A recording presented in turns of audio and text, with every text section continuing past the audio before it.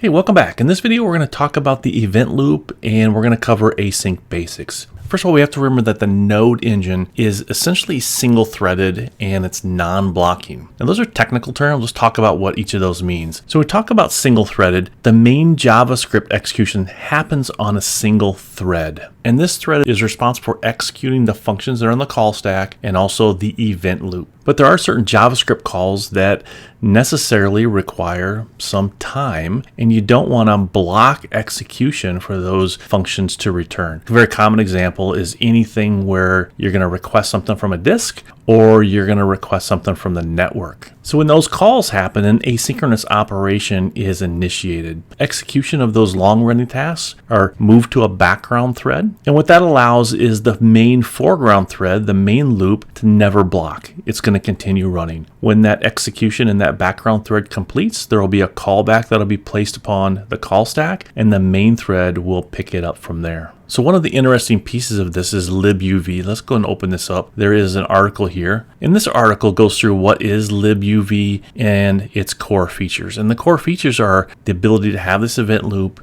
these asynchronous operations. It is responsible for the thread pool. It's also written in C, so we can compile this for different platforms. If you're interested in diving deeper into this single-threaded / non-blocking aspect of Node, you can go here to the Node documents, where it gives you an overview of blocking versus non-blocking. And here's a very good example. You can force some JavaScript calls to be blocking by run them synchronously. So you can see that here in this first example. We're going to read a file synchronously, and it blocks right there. If that file is 100 megabytes and it takes half a second or so to read it, this line of code is going to block until that's completed. After your half a second, then anything below or after line 3 will get executed. However, here is an asynchronous example where we're going to read the file. We're going to provide a callback function, which is right here. So execution of this code is going to run line 3. It's going to kick off an asynchronous operation with this as the callback, but it's going to continue on. It's not going to block here. So anything below line 7 is going to get executed immediately. Once this read file operation has completed, then the second part of the asynchronous operation happens, and this callback function is then executed. Now we kind of jumped the gun a little bit. Let's go ahead and talk a little bit more about what callbacks are. And this top bullet really defines what a callback is. It's a function that we're going to pass into another function as an argument, and it's intended that the function that's being passed into is going to execute that function when it's completed with what it normally does. And here's that example again that we saw in the documentation. So we're reading this file asynchronously. So I tell it which file, so that's the path to the file. I tell it the format, and here is the callback function that the asynchronous task will call when it's completed. So execution of this script starts from the top to the bottom. It's going to do its import. It's going to read the file. This is a non-blocking call, and it's going to continue execution below that. When the asynchronous read file completes, it will call back into our callback function and we'll get this response. So let's go ahead and take a look at this in our development environment. First of all, I have this file, and it's just a bunch of lorem ipsum. And you can see it's about 8 lines of code. And here's the callback example that we just looked at. So this code we just looked at over on the slideshow, it does have a few extra calls in there. So there's this log start and log in, because that gives you a real visual indication of what it means to be asynchronous. So we're going to come down into our console and we're going to execute this. So we're running the node callback example, and I have my result. Let's go back and just visually look at this. After I call the callback example, the first thing it does is it console logs the start. And you can see that on line 3 here. The next thing you see is end. It started this asynchronous operation, which is going to take some time, but we're not going to block right here. We're going to jump right past that call, and we're going to run the next line, which is the console log for the end. And that's what we see right here. So this is pretty typical output for non-blocking asynchronous JavaScript. In between these two, we started an asynchronous operation. At some point, that asynchronous operation does complete, and when it does complete, it runs our callback, which is right here. And inside that callback, if there was an error, we would see the error, but we didn't get an error. But what we did is we got the file content, and so we logged out the file content, which is what you see in the very bottom here. So let's go back to our slides. Callbacks have been around in JavaScript for some time. Originally, it was the only way to really do asynchronous operations. but it has problems. Those problems led to code that was difficult to maintain and understand. And one of those types of problems we'll see an example of a little bit here is called the callback hell or pyramid of doom. But modern JavaScript with ECMAScript 6 introduced something called a promise. And so let's look at promises next. This is a modern alternative to callbacks. And it's important to understand what a promise is, but a promise really is just an object that's representing something that hasn't quite completed yet. It's in progress. It has different states. One of the states is maybe it's in progress. Another state is it could have completed and give you some results. And yet another state is there has been some error associated with it. Let's click the link and go to the docs and look at promises in a little more detail here. So this is what a promise is. Let's just go down and look at this image. So you can see a promise. It's something that's pending. And it will either get fulfilled and will get settled, and then we'll call a then statement. We'll look at that in a moment. Or it will get rejected with some error. And so that's the important thing that you got to understand. Is a promise by itself, when you get a promise back, it's probably in flux yet. It hasn't really finished. When it does finish, it'll either be rejected with an error or we'll have some data. So let's go back to our slide and look at our example. So this is an example of reading that file using promises. So it does require a different module that we're pulling in here. So we're pulling in fs/promises as opposed to just fs. And it starts off similar. So fs.read file, it takes the file path and the format of the file that you're reading. But then you can see the promise syntax. .then, and you see this .catch. So .then is called whenever a promise is fulfilled successfully. And then there's a callback in the .then operation here that accepts some data. So here we're just console logging out the data. Or if the promise didn't succeed, if it failed with an exception or an error, there's going to be a callback that's going to accept some error data. And here we're just logging out the error. So let's go back over to the terminal and we're going to run this example. So again, I have my same file, and here is the promise example that we just looked at. So let's take a look at that code. It's exactly what we saw on the slide, except for, again, we've injected in these additional logs. So there's a log before everything starts, and there's a log at the end. So we have a start and an end. And that just shows that asynchronous nature again. Let's come down to our terminal. We're going to run this promise code, and we see the same output as we saw before. We see the console log start, console log end. So that's indicating again that this did not block. It went from the start line, which is on line 3, directly to the end line, which is on line 13, but in between, it started this asynchronous operation. At some point, the asynchronous operation did complete, and the then method got executed, which logged out the file content, and you can see that right here, so the file content. So let's go back to our slide. Now that we know about these two ways, we know about callbacks, we know about promises, let's revisit that callback hell situation with a small example.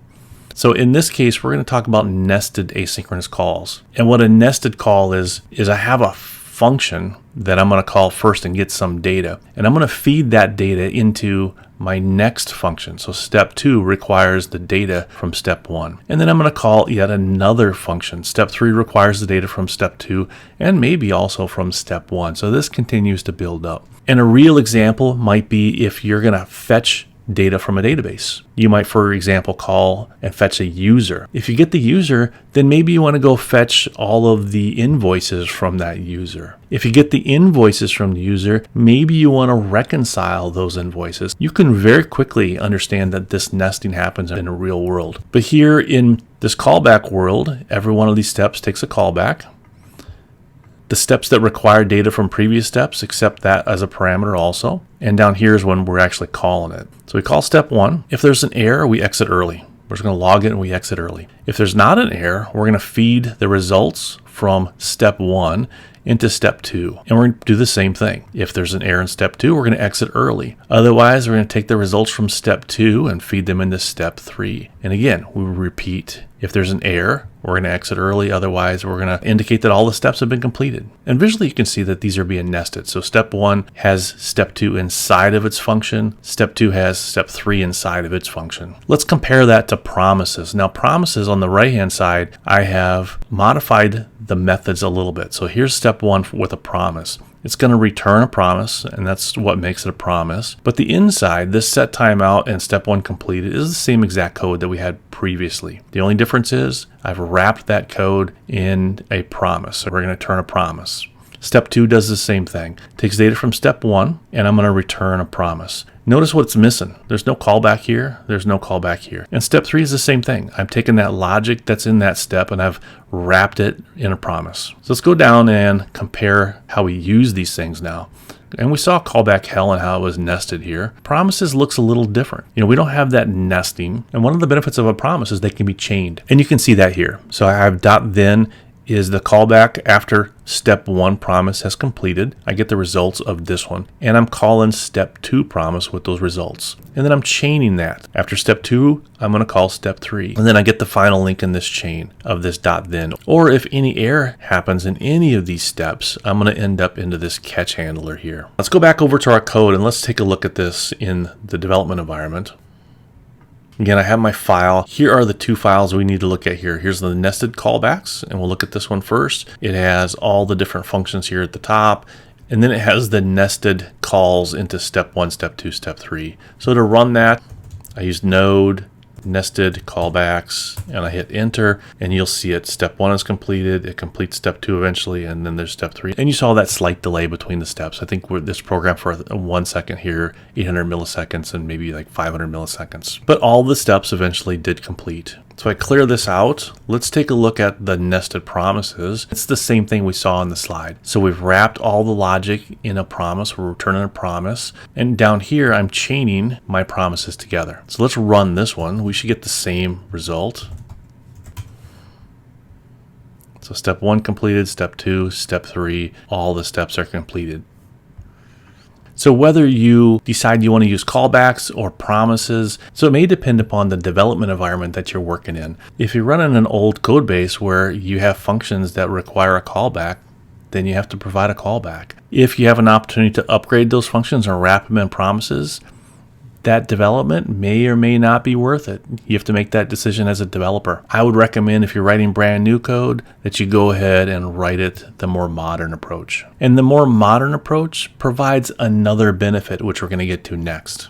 There's this syntactic sugar called async and await. These keywords, async and await, were introduced in ECMAScript version 8, and the combination of those 2 keywords allow you to pause execution until an asynchronous operation has completed. So let's take a look at this example down here. Again, we're pulling in the promises that we had before. I have this start and this end. Here's my asynchronous call. So previously, if you look at the previous one, if I go back to, you're going to see previously I called fs.read file from the fs/promises. I passed the file, the format, and I have .then.catch. With async, I'm calling that same thing from the fs/promises. Here's my fs read file. I give it the file path and the format, but now you can see there's a keyword await in front of this call. So this is an asynchronous call. We know that. By using await in front of it, I'm going to force the execution flow to wait here or pause until this asynchronous operation has completed, and it's going to provide me the data. Now, if there is an error, it will throw an exception and I'll catch it down here. Otherwise, I'm going to log the data. So let's go back on over to our development environment and see this in action. So here's our async await example, and this is the exact same code that we just saw over in the slide. So let's come down in the terminal window and let's run this async example. Notice I get the start, so a console log start.